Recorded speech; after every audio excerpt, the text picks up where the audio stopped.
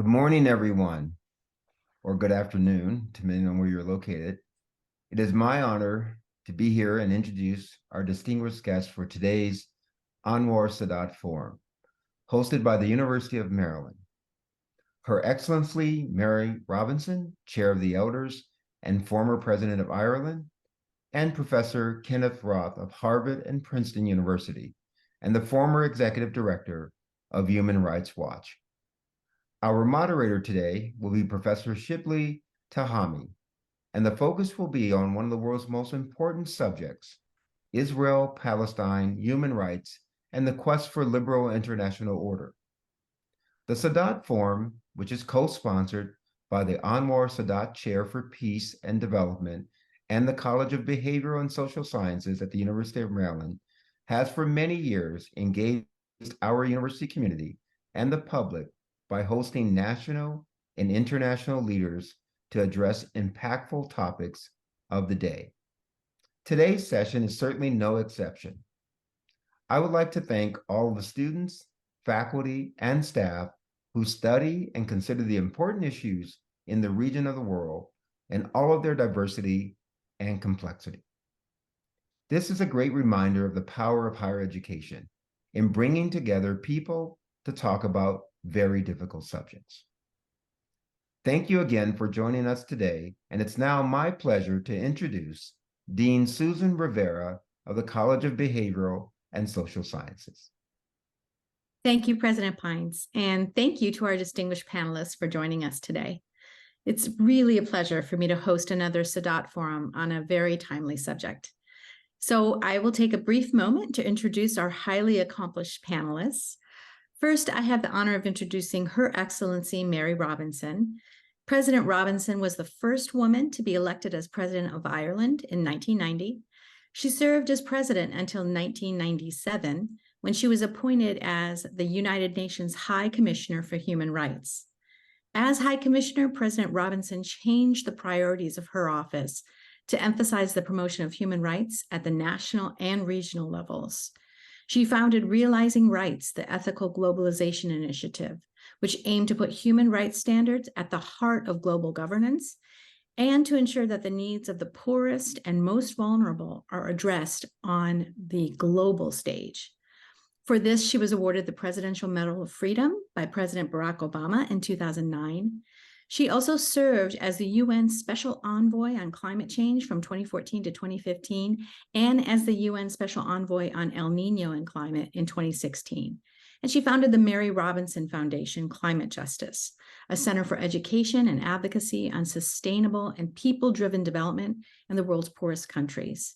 President Robinson is a founding member of the Elders, an independent group of global leaders working together for peace, justice, human rights, and a sustainable planet. And she's appointed chair of that group in November 2018. She's a passionate advocate for gender equality, women's participation in peace building, human dignity, and climate justice. For her work in promoting human rights, she was awarded the Amnesty International Ambassador of Conscience Award in 2004. Educated at Trinity College, she holds law degrees from the King's Inns at Dublin and from Harvard University. Next, I have the pleasure of introducing Kenneth Roth. Kenneth Roth is Senior Fellow at HKS Carr Center of Harvard University and the Charles and Marie Robertson Visiting Professor with the School of Public and International Affairs at Princeton University. He served as the Executive Director of Human Rights Watch, one of the world's leading international human rights organizations operations in more than 90 countries for nearly 3 decades, from 1993 until 2022. During his time as executive director, the organization shared the 1997 Nobel Peace Prize as a founding member of the International Campaign to Ban Landmines. Prior to joining Human Rights Watch in '87, Professor Roth served as a federal prosecutor in New York, including as Assistant U.S. Attorney for the Southern District of New York and for the Iran-Contra investigation in Washington, D.C. As a graduate of Yale Law School and Brown University, Professor Roth has conducted numerous human rights investigations and missions around the world. He's written extensively on a wide range of human rights abuses, devoting special attention to issues of international justice, counterterrorism, the foreign policies of the major powers, and the work of the United Nations. And finally, moderating this panel is our very own Professor Shibley Telhami. Shibley Telhami is the Anwar Sadat Chair for Peace and Development and Director of the University of Maryland Critical Issues Poll. He's also non-resident senior fellow at the Brookings Institution. And I will now hand this forum over to Shibley. Thank you so much, Daryl and Susan. I really appreciate your introductions.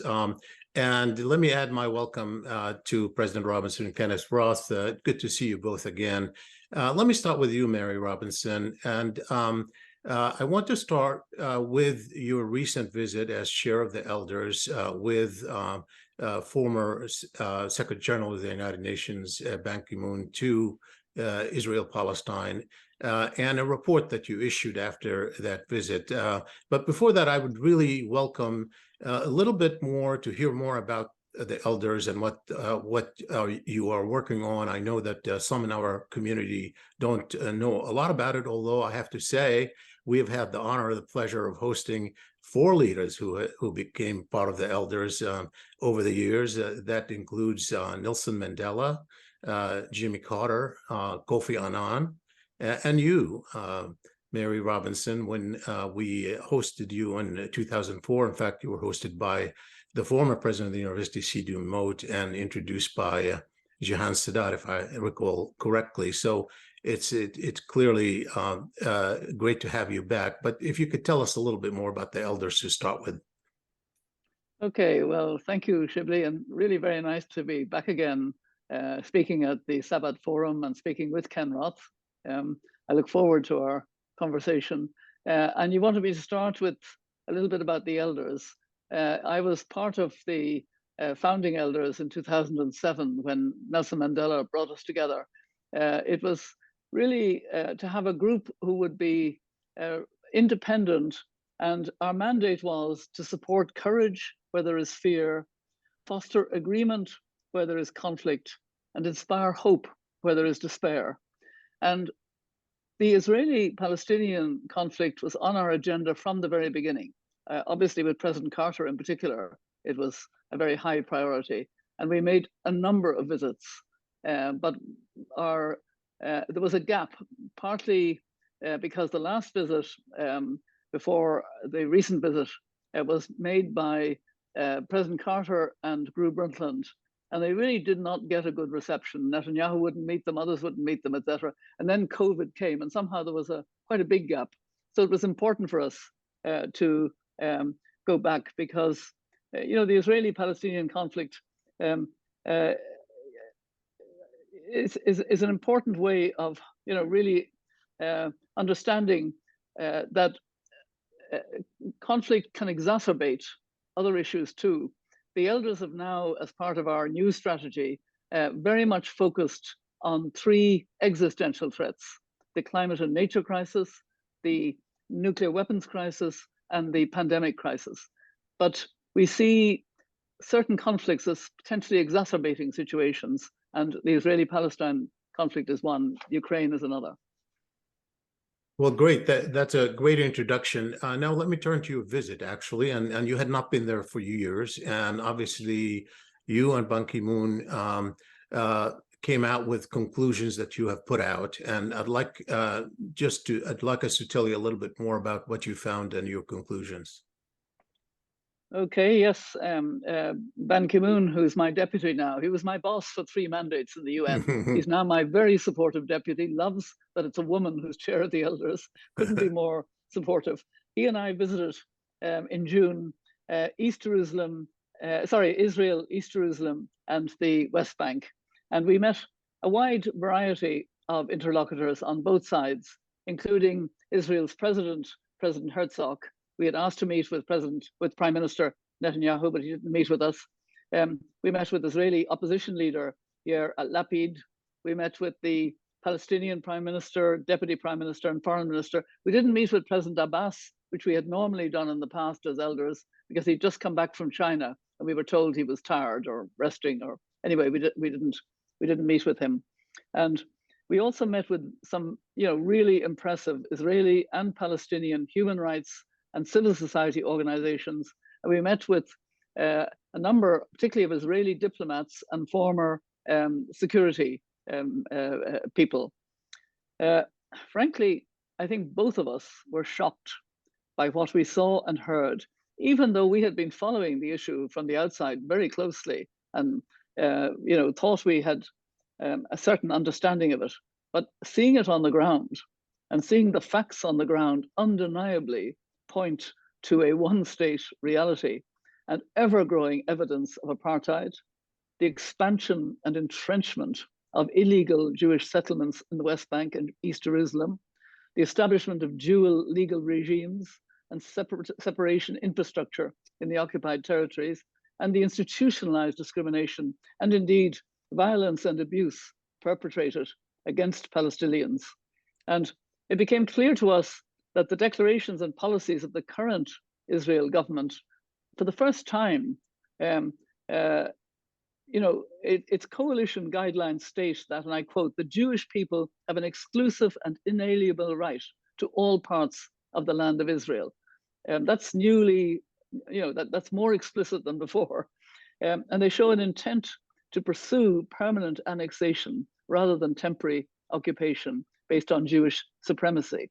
And these measures include, and that happened during our stay, the transfer of administrative power over the occupied West Bank from military to civilian authorities, accelerating the approval processes for building settlements, and constructing new infrastructure that would render a future Palestinian state totally unviable.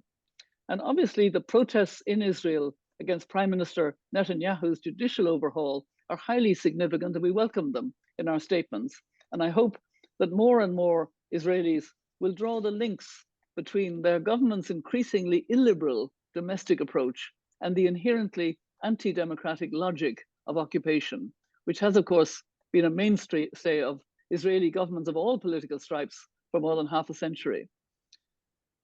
At the same time, there's a clear need for democratic re-legitimization and renewal in the Palestinian Authority.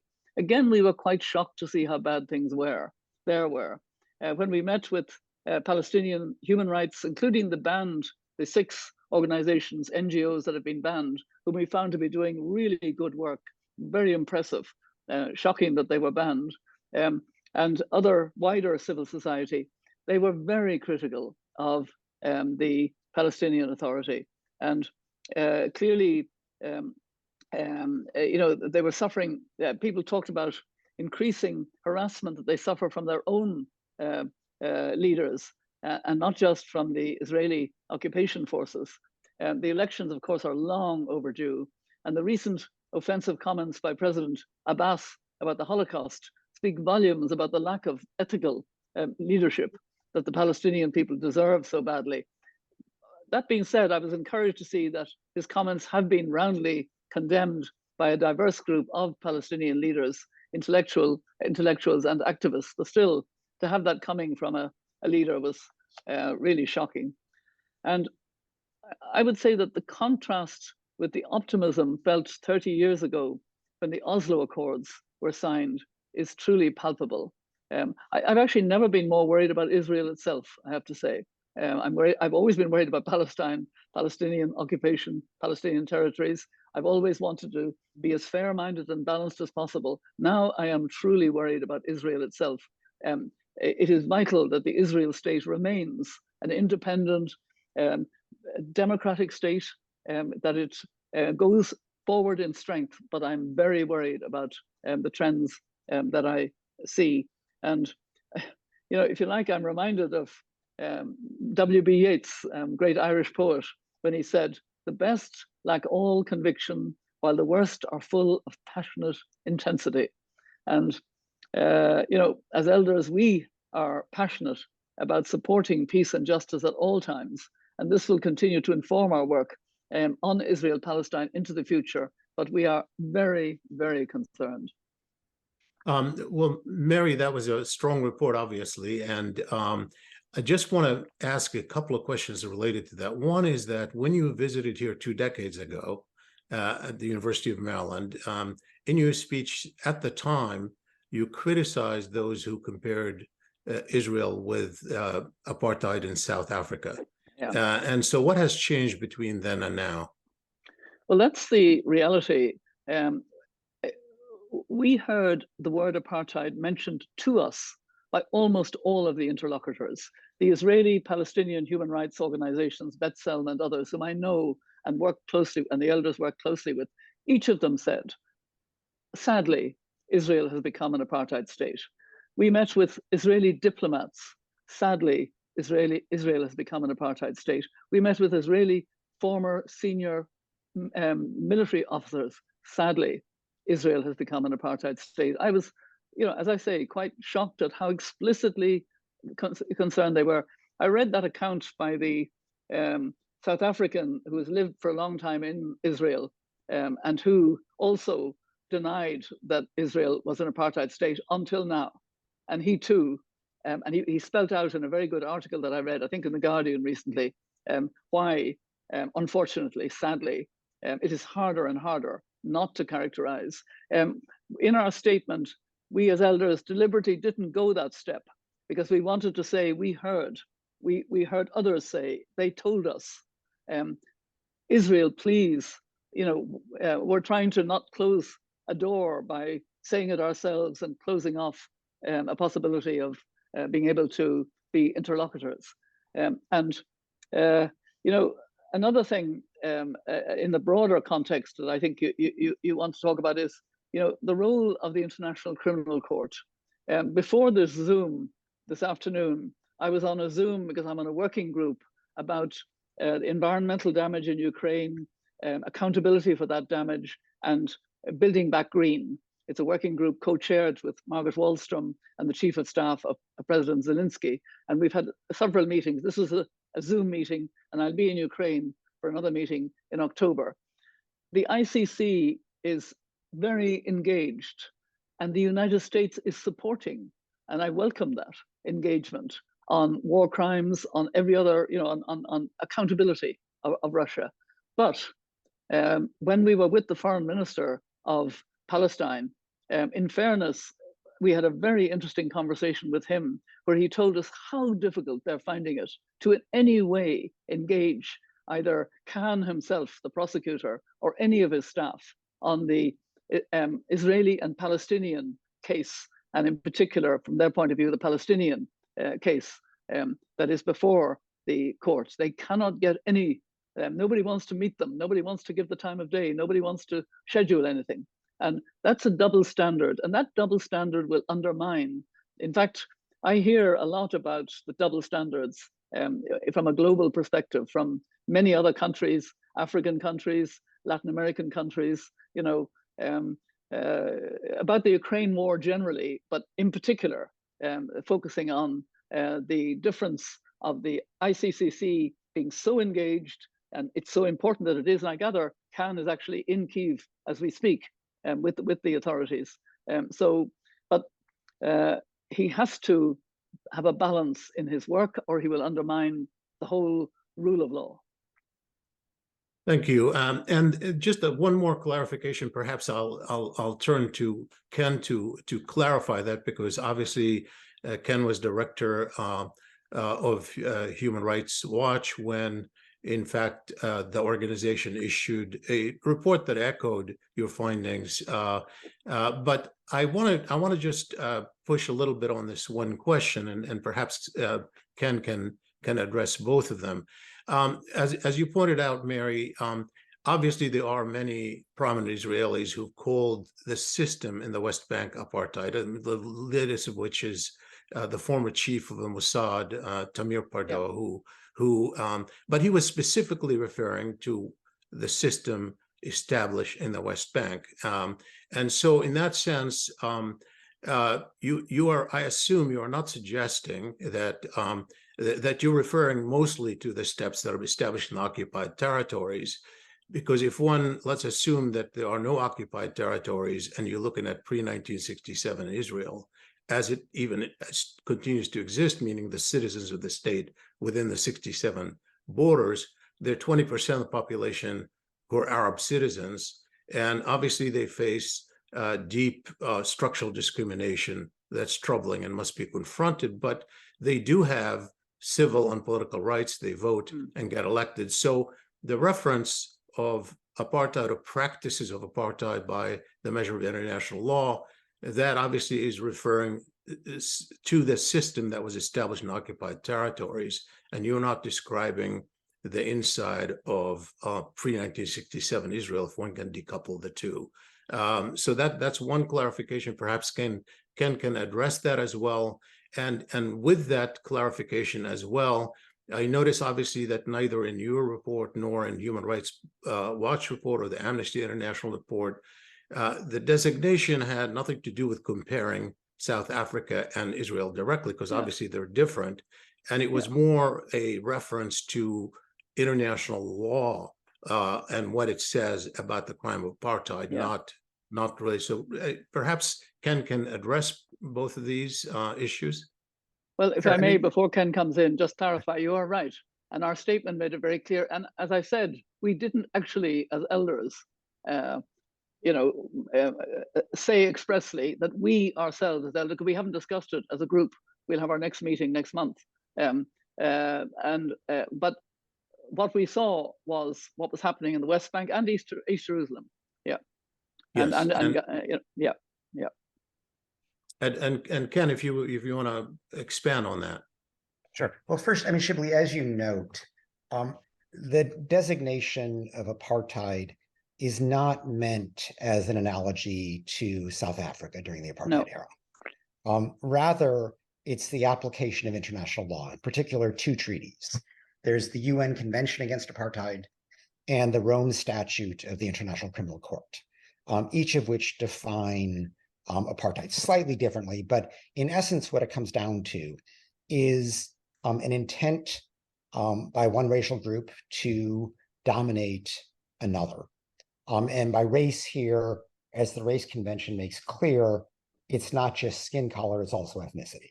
So it clearly applies in the case of Israel and Palestine. Second is a requirement of systematic oppression, which is beyond discrimination. It's sort of discrimination plus, severe discrimination, along with various repressive acts. And finally, what's known as inhumane acts, which is really, I think one way to understand it is just, examples of that systematic oppression. And what Human Rights Watch found in our report was that the intent to dominate was from the river to the sea. It was something that does include Green Line Israel, Israel within the 67 borders. But we found that the systematic oppression and the inhumane acts was occurring only in the occupied territories, by which we mean the West Bank, East Jerusalem, and Gaza. And so it's when those three elements come together that you have the crime of apartheid. We did not use the term apartheid state. Rather, what we said is that the Israeli government is committing the crimes against humanity of actually one, persecution, which we haven't talked about, a separate crime against humanity, and then second, apartheid. So this is a criminal act being committed by the leadership of the Israeli government, and that's what we found.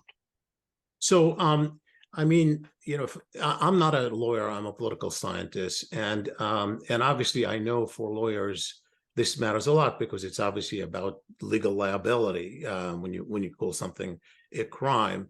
But for me, whatever the label is, whatever you call it, one doesn't need to call it. One can call it anything. Whether it's a one-state reality or an indefinite occupation. It is just deeply unjust discriminatory system that has endured, for a lifetime for millions of Palestinians with bouts of severe violence that have claimed Israeli and Palestinian lives. And obviously this is something that is troubling. So for me, the label, I know it matters to a lot of people. To me, it matters less. But I do want to draw you more on sort of the location of this conflict in the international context. Mary has already alluded to linkages and implications for critical issues. of the day that go well beyond Israel policy, broad engagement. We do know, again, Mary, you referred to Ukraine. We do know that after the Russian invasion of Ukraine, the Biden administration essentially doubled down on advocating for a liberal international order. Obviously, it wasn't just Ukraine, because you've got the threats to a democratic country, and obviously the sovereignty of a member state in the United Nations. But it goes more than that, because there was a sense that there is a rise of global illiberalism and democracy is on the defensive, including in our own country. And so there was this kind of theme that was intended to galvanize liberals globally, particularly in the West and NATO and other people. And it was thought to be something global that would extend to issues like Israel-Palestine, where some of the same issues come up. And that has not happened, has it? No, I think what is happening is a lot of the world sees the Ukraine war as NATO against Russia. Russia did invade Ukraine, but now it's somehow Western Ukraine against NATO against Ukraine, and they see double standards in many ways. Double standards of Europe in relation to the Ukrainian migrants. Obviously, I'm very supportive of countries taking in migrants. Ireland has taken in 100,000 from Ukraine, and we're very positive about doing that, and we think it's important to do it. And we do take in other asylum seekers, migrants, but there is a kind of difference. The Ukrainians immediately can work. They have that capacity. It's been agreed at the European Union level that they would have the right to work, whereas others coming into Ireland are put into direct. They're not allowed to actually work unless for a period, etc. And it's much more difficult. So that poses issues, and I see a lot of worry about the fact that the Ukraine war has worsened the situation for democracy, for developing countries, increasing the cost of food, fertilizer, and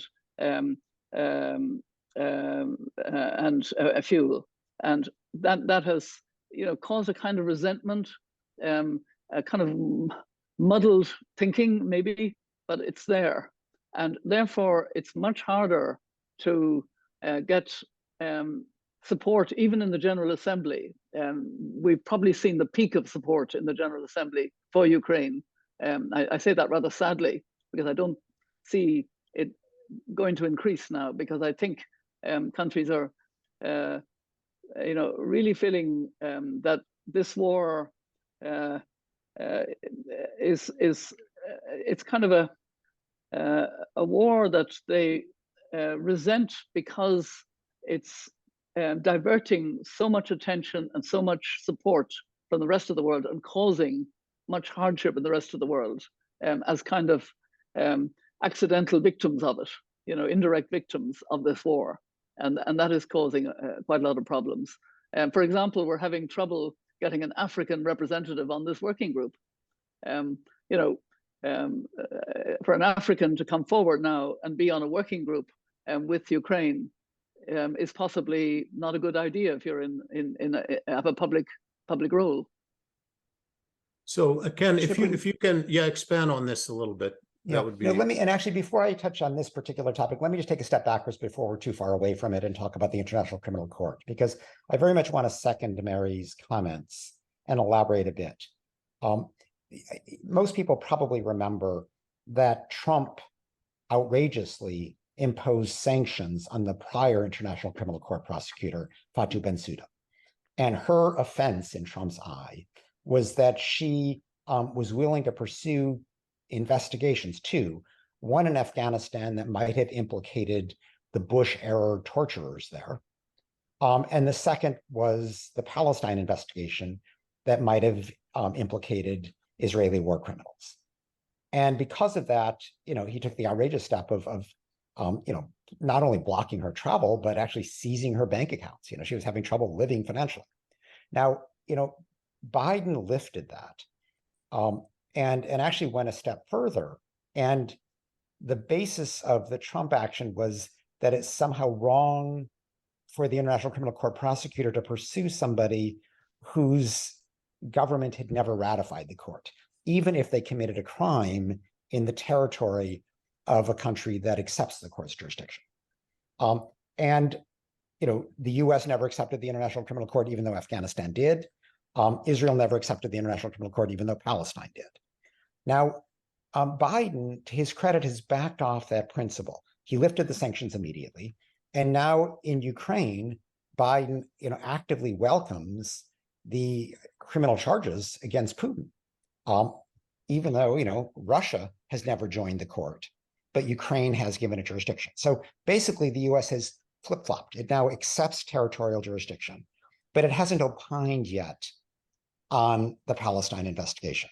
But there's just no logical way you can say that it's okay to prosecute Putin, but it wouldn't be okay to prosecute, for example, Netanyahu for building the settlements in the West Bank. And just to clarify, the settlements are war crimes. They are a violation of Article 49 of the Fourth Geneva Convention that prohibits transferring the occupier's population to occupied territory. Similarly, they're pretty straightforward crimes on the Palestinian side. The Hamas and the Islamic Jihad lobbing of rockets indiscriminately into Israeli populated areas. So there are cases to be made in the Palestine investigation that are not terribly complex.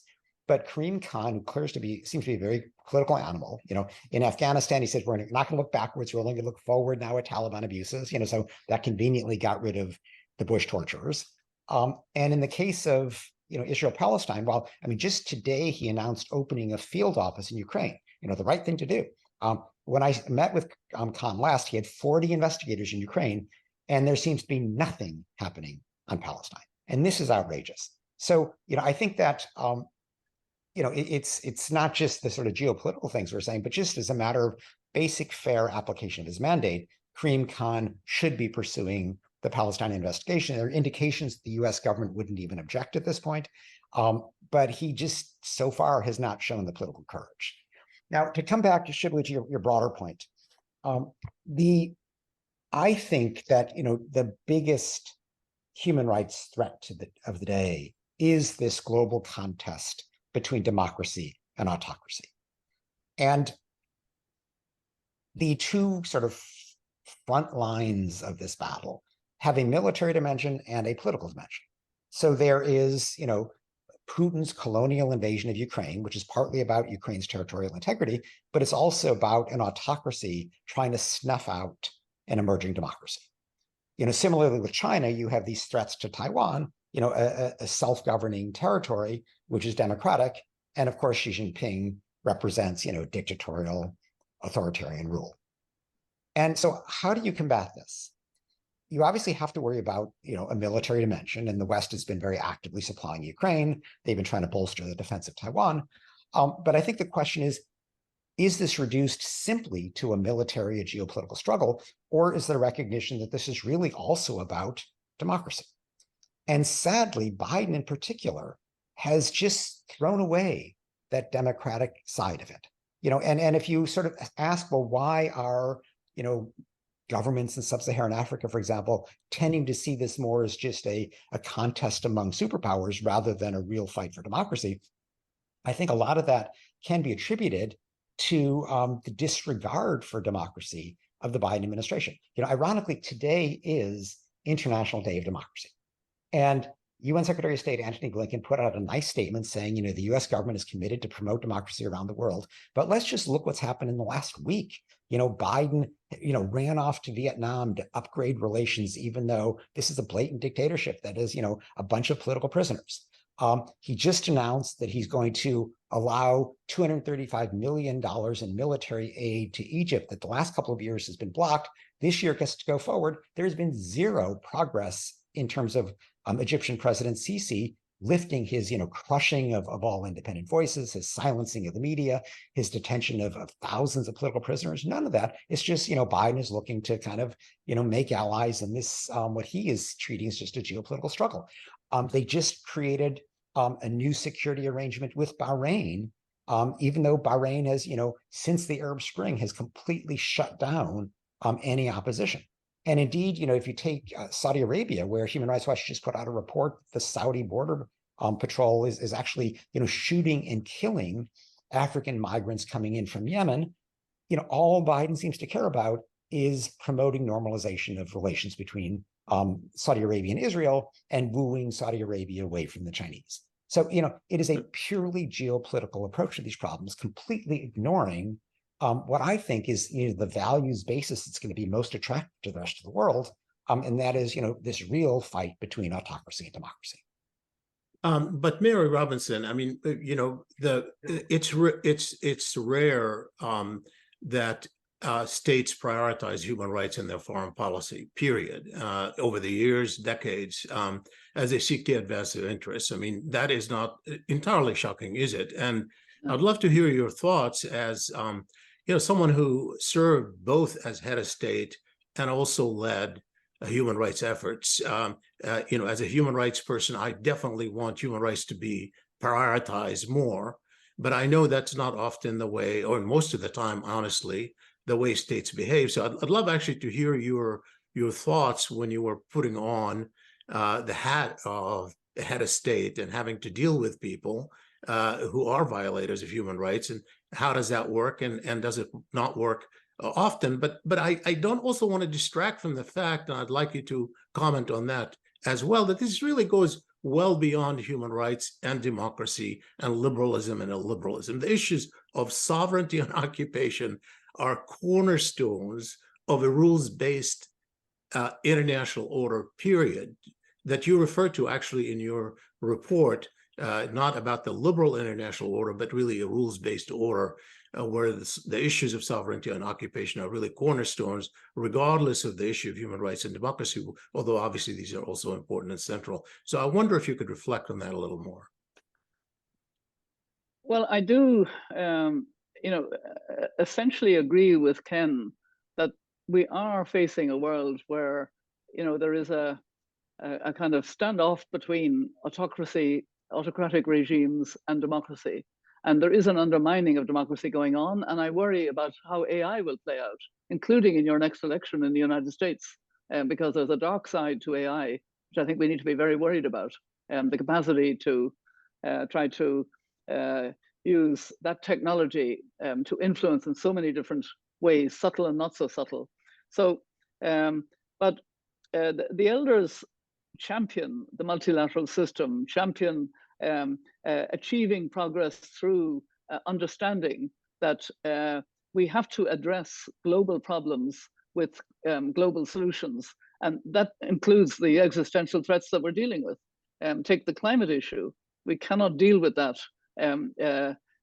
by certain countries deciding to go forward and other countries not being willing to, because we will not, in the time available to us, be able to move fast enough. So we need to constantly discuss and constantly talk. And I'll be in China shortly with Friends of Paris, precisely to do that, to engage with China, to persuade. And I do believe that we have to have dialogue. We have to talk. We have to do it with our principles. We have to be prepared to call out for human rights abuses. And if we don't do that, and I think that's a point that Ken is making, then somehow we diminish the value, we diminish our values. And I have always believed that the UN's most important asset is its values. In particular, the Universal Declaration of Human Rights that marks its 75th anniversary this year. I still carry a copy around all the time in my purse, as you would call it, in my handbag, as I would call it. And and I'll take part in a number of events to mark the 75th anniversary. It's important that we counter that these are somehow Western values, which has crept back in now. These are, and the autocrats are saying we have a better way for countries to make progress and tackle things without the complication, stupidity of these Western values. We have to counter that as strongly as possible. And I mean, I remember Kofi Annan being a very strong voice. They are not Western, they are not Eastern, they are not Southern, they are not Northern. They are universal, and that is a really important point, because it grounds then the democracy that comes out of that. There's a lot of problems with democracy, particularly, I have to say, the role of money in democracy, notably in the United States. It's corrupting democracy, and the inequality in our world. It's not tolerable to have this gross inequality. So we've many things that we could talk about if we widen to that extent. But I think the fundamentals of rule of law and basic democratic values, and we have to champion those as much as possible, but dialogue with those who are not necessarily adhering to those values. Use persuasion, it's very worrying to see that on the military side, and worse still on the nuclear weapons side, there's a huge amount of money being now spent on refurbishing, making more efficient, making faster, using AI technology, etc. And that is making a much more dangerous world. Shibley, maybe if I could follow up on Sure. Mary's comments, because I very much share them. But I think you're right to raise the realpolitik question. And, there's one point of view, which is that, yeah, human rights, those are nice values. When nothing else is at stake, we'll support them. But they've got to give way when, the hard stuff comes up, when military issues come up or what have you. And I think that that's a naive approach to realpolitik. I do think you have to engage in the realpolitik dialogue if you're going to effectively defend human rights. But I mean, let's look, for example, at many sub-Saharan African nations these days that are neutral, if not supportive, of Putin. And you got to say, well, wait a minute, what's this about? These countries have all suffered colonialism. Putin is engaged in an effort to subordinate Ukraine, to create a colony. How can these nations be supporting that? And, part of it is, okay, the Soviet Union helped in their anti-colonial struggle. Some of them purchase Russian arms. Some of them benefit from Wagner paramilitaries to prop them up. So there's certain practical reasons they're doing that. But a lot of it is that they're able to portray the Ukrainian conflict as just, two sides. These are the big guys fighting it out, and we don't have a stake in this. And a reason that they're able to do that is that the West, and particularly, most visibly the United States, are at this point just subordinating human rights. They're not in any consistent way standing up for human rights and democracy, which does reduce it all to a geopolitical struggle, which the African countries are just going to have nothing to do with. And so, when you do have this disregard for human rights, from the case of Israel-Palestine, which is, super visible, to, situations like Saudi Arabia or Egypt, they just, throw up their hands and say, the U.S. is becoming so inconsistent, why should we get involved in this battle? So I think that this is, a realpolitik argument for a more consistent upholding of human rights and democracy.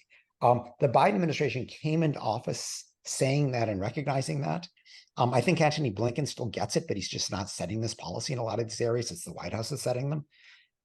But we have seen just this dramatic deterioration of U.S. regard for human rights in its foreign policy over, I would say, the last 6 months. And it is undermining this effort to build the necessary global alliance against this spread of autocracy, particularly in Ukraine.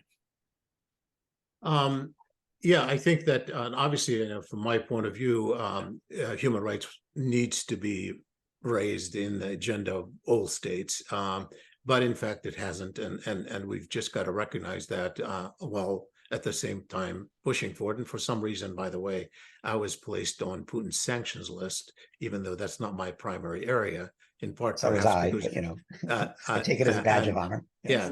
So it is what it is. And but I want to ask both of you a question.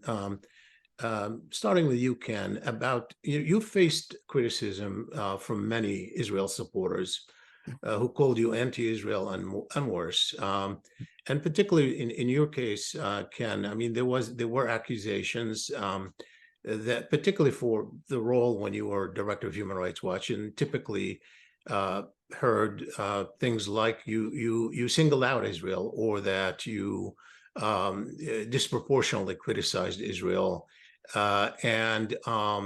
Just add to that, I received a question that I'll summarize from my Maryland colleague, Rabbi Ari Israel, who is the director of the Hillel Center, who basically asks in summary, while Israel could and should do better, its critics do not sufficiently consider its environment in which it operates and the existential threats it faces. Is Palestinian obstructionism held under the same magnifying glass? I mean, I know you've heard some of these criticism, so I'd like to start with you, Ken, particularly because of the reports of Human Rights Watch, and then perhaps Mary could add something to it. Well, Shibley, I'm actually glad you asked this question. Let me begin with the rabbi's question, because we got this when Human Rights Watch issued our apartheid report. Many people said, well, Israel faces a very tough security threat. This is a difficult environment. And that's why the Israeli government is imposing these various restrictions. And we were not oblivious to this. We actually anticipated that defense and addressed it in the report. And what we said in essence was, of course, there's certain things that the Israeli government does that are, straight security, but let's look at, kind of the essence of what we're calling apartheid here.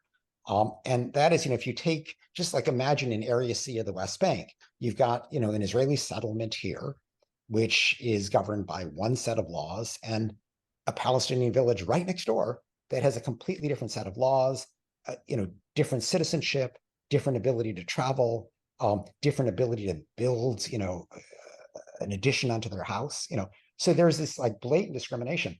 And then if you start looking at, what are some of these acts of the Israeli government that are supposedly justified by security? If you tell a Palestinian in Area C that they cannot build an extra bedroom because their family is expanding, which is what they're doing to try to drive Palestinians out of Area C, that has nothing to do with security. That's about just demographic engineering.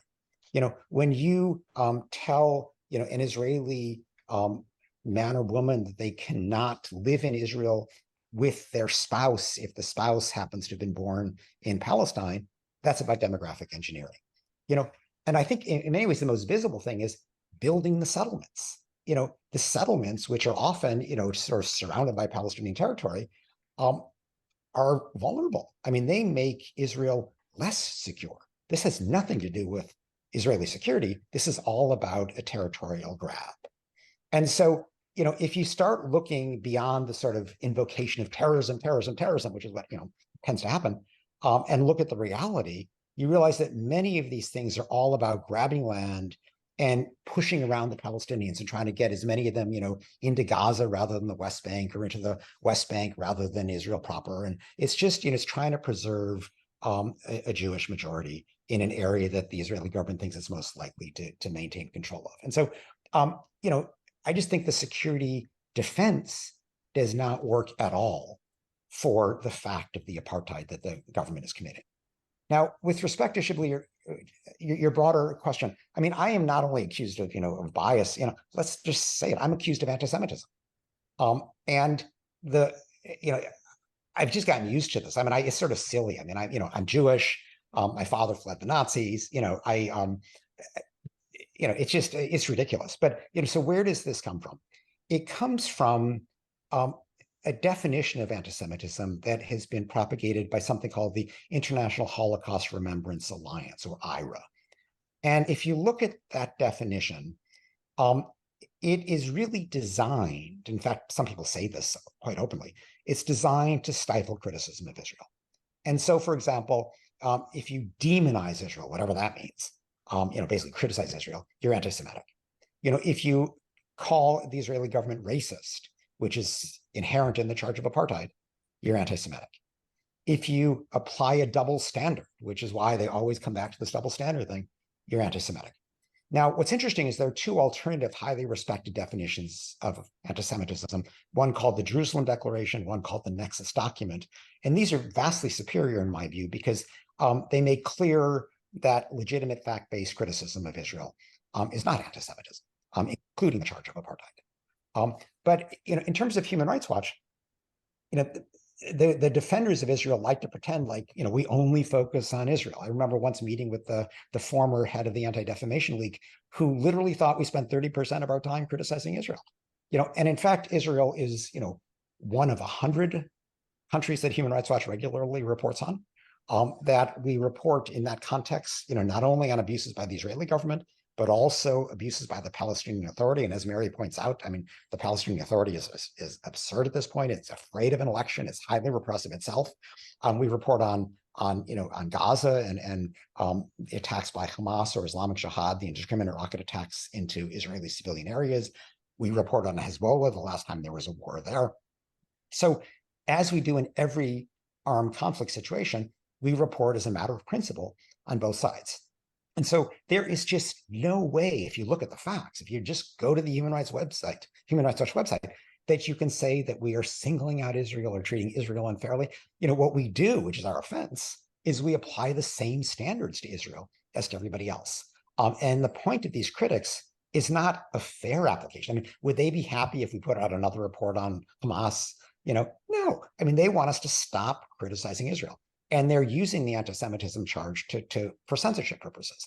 Now, I think part of why they hated me in particular is because I was just immune to that charge. It's just so absurd that I said, throw it at me. I'm going to defend myself. And I'm going to, in fact, say that critics, defenders of Israel who are using the charge of anti-Semitism to silence criticism of Israel, you are cheapening the very important concept of anti-Semitism. Because if that is seen as just another way to defend Israel, rather than a principled way to defend Jews around the world, you are harming Jews around the world. And that is, I think, the state of affairs right now. And indeed, Netanyahu is the worst offender because he will cozy up to an open anti-Semite like Hungarian Prime Minister Viktor Orban, because Orban is pro-Israel, and Netanyahu is saying, basically, I don't care about Jews around the world. All I want is to collect allies of my current repressive government. So obviously criticizing objectionable Israeli policies and behavior is not only legitimate, but necessary. It certainly cannot be, as you pointed out, cavalierly lumped with anti-Semitism. But put the instrumentalism of the argument aside, or even the Israeli-Palestinian issue, just think about it a little bit differently. And, asking you, you have mentioned, Ken, particularly your father, fleeing the Nazis in 1938, which is something that, obviously is important in your life. And we know what happened, the horrors the Nazis committed that nobody needs to be reminded of. But, in and of themselves, doesn't that be a lingering source of alarm? And fear, especially fears that have increased with the undeniable rise in the intensity of genuine anti-Semitism, including in our own country. We have seen dangerous emboldened rhetoric at home and abroad, and as you both pointed out, the head of the Palestinian Authority, who has not held elections in years, recently made a shocking, despicable anti-Semitic statement that led to dozens of Palestinian intellectuals to condemn him. And here at home, we have seen unprecedented massacres of Jewish worshipers simply for being Jewish. We have witnessed rise in racism against Blacks, Hispanics, Asians, Muslims. And many of us genuinely worry about our own democracy, that it's in trouble, and this must be confronted head on. So one does not have to be Jewish, Ken, to be deeply alarmed. I have always been moved by the words "never again." There is a genuine and justified fear that cannot be ignored. So the question, I think, to you and maybe to Mary as well, is how does one push for peace and justice in Israel-Palestine without at the same time fueling this legitimate fear? and while at the same time fighting anti-Semitism, genuine anti-Semitism. How does one do this while preventing exploitation by genuine anti-Semites? How does one push for freedom and peace and justice for one people without undermining freedom and peace of another? So I think both of you must have thought about this, and I'd love to hear reflections, because that is something I think many of us struggle with, because you have a just cause to advocate, whether wherever it is in the world, but you also don't want to. There are legitimate fears that may not be connected directly to it, that are nonetheless affected by it. And so, how do you walk through this space? Right. Well, Shibley, first, maybe let me begin by trying to answer your question by referring to the peace process. And Human Rights Watch actually was criticized when we put out our report for, like, why did it take you so long? And I think that, it's a valid criticism. But part of what drove us to issue the report is that there was longstanding recognition of, serious oppression in the occupied territories. So that was a given, and indeed Human Rights Watch has reported on it for decades. But the classic answer was, sure, things are bad for the Palestinians, but don't worry, there's the peace process. The peace process will take care of everything. And, that maybe worked for the first decade or the second decade, but, here we are 3 decades later, there is no peace process. I think we just have to recognize that fact. And if you go to the West Bank, Mary probably just had a similar experience, but the last time I was there, I was given a kind of a hilltop tour by an expert from Breaking the Silence, which is this very impressive human rights group of, former members of the Israeli Defense Forces who were just, appalled by the oppression that they were engaging in, and created a human rights group. So this expert, brought me to a hilltop so I could see, kind of almost an aerial view of the West Bank. And what you see is sort of a Swiss cheese of Palestinian settlements, completely carved up by Israeli settlements and Israeli outposts and Israeli bypass roads. And so, you end up realizing that the prospect of any kind of reasonable contiguous state is gone. And yes, there are little enclaves that the Palestinians can control, areas A and B, but, in South Africa, there were Bantustans. Having, little bits of control is not a negation of apartheid. And that's what, Shibley, you've reached this in your recent book, but it's also why I also believe that the only fair description of what's happening in Israel-Palestine today is that there is a one-state reality. This is not an aspirational statement. This is just a reflection of reality. And indeed, if you start looking with a little bit of skepticism at who is invoking the two-state solution, who is still talking about the peace process, it is almost uniformly Western government officials who are trying to avoid facing the reality, acknowledging the reality of the apartheid. And so that's where we are, and it's only getting worse. As Mary noted in her opening remarks, the current extremist Netanyahu government is moving from, de facto annexation to probably formal annexation at some stage if they can get away with it. And, this is supposedly part of the negotiation with Mohammed bin Salman, the Saudi crown prince, but we're talking about, just, variations of apartheid. We're not talking about any fundamental change. And so, sadly, at this point, I think the answer is no longer a two-state solution. The Palestinian Authority still likes to talk about that because they like being a government. They like the gravy train that comes in by virtue of being a government. But even Palestinians are losing faith in this. And so if you accept that there's a one-state reality, then we need to start talking about equal rights, because the only antidote to apartheid is equal rights. And you have to figure out ways to do that, consistent with Israeli security, but it has to be, no longer citing the security to justify this completely discriminatory second-class apartheid status for millions of Palestinians. Mary, do you have anything to add on this? Well, I agree very much with a lot of what Ken Roth has been saying, including on being targeted as being anti-Semitic. I've had that too, and I I've brushed it because it's so not true that it doesn't hurt me really, except it does, to be honest. But we also listened to an expert from Breaking the Silence, probably the same one, and he brought us through really all of the time of the Oslo Accords, and we're marking the 30th anniversary.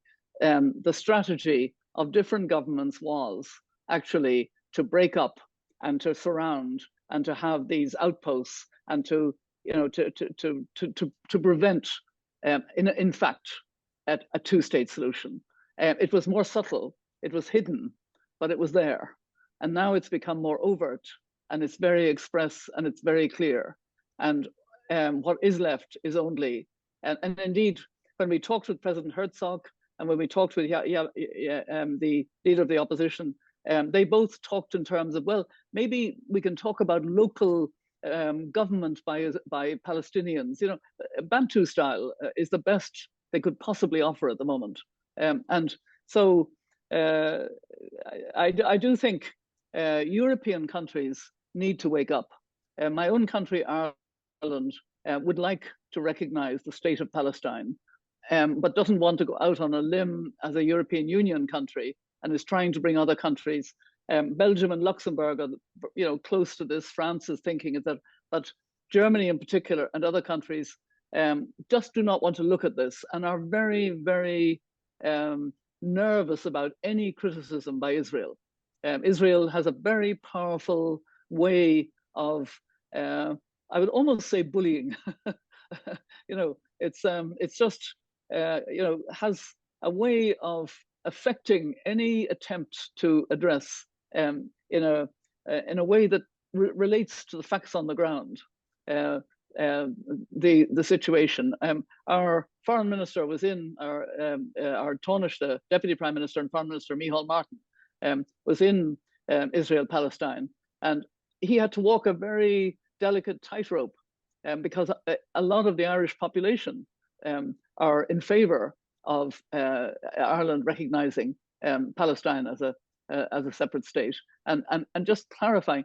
But the problem is there is no state in reality on the ground to recognize. So it's a sort of strange way of trying to recognize how bad things have got and the need to reverse them. But reversing them does seem to be very difficult now. I mean, so many settlements, so much land, so much making it impossible to see where you can have anything approaching a sovereign state for Palestine at the moment. I mean, it's very hard. And I also agree with other comments that Ken made. I think Israel is in a much less insecure position in the region. It has now, reached out through the Abraham Accords, etc., and Saudi Arabia and Iran are also brokering some kind of peace agreement under Chinese influence. So there are shifts taking place that take an awful lot of pressure off Israel. But the current Israeli government is itself very much the problem. It's the most right-wing, most Jewish supremacy government. I found it, quite alarming to see. I really worry far more about Israel than I have ever done. It's in a much more precarious state, in my view, than it has ever been, and I worry about that, as I worry about democracy, frankly, in the United States. I mean, these are broad issues, but it's sad to see and it's very sad to see, the settlement violence that is never called terrorism, whereas every act by a Palestinian is a terrorist act. Attacking villages, almost pogroms in villages, while we were there was quite shocking. So it's going to be important to have the United States reassert some of the values of human rights in its engagement on the Israeli-Palestinian and the Israeli-Palestinian issue, because the situation is very serious.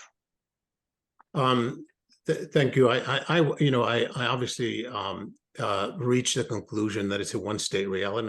Not everyone agrees on this, but I have reached a conclusion of one-state reality. Not likely, because it's an ugly reality. It's not one. It's not a happy reality. It's not a description of something that is desirable. It's a description of a problematic and unjust reality. And I have been always supportive of a two-state solution. I know we've just commemorated the 30th anniversary of Oslo. I was there at the White House watching with inspiration the handshake between Yitzhak Rabin and Yasser Arafat. I thought there was a real moment. I worked hard for it inside and outside. And if a two-state solution were to be on offer, seriously, miraculously tomorrow, I would advise both sides to grab it, to jump on it, because I think it is one that could bring, equity and dignity for both and fulfillment of national aspirations. Certainly, both Israelis and Palestinians deserve freedom, peace, and an equitable political outcome. But sadly, there is no such outcome on the horizon, not one state with equity and not two states. So the reality is a dangerous and unstable environment with likely escalation, and a deeply unjust reality where millions of Palestinians have never experienced full rights for the entirety of their lives, and with no hope in sight. So this makes the cause of human rights more critical than ever, more critical than ever. President Robinson, Kenneth Roth, thank you so much for joining us today. Thank you, Shibley. Thanks for having us. Thank you very much.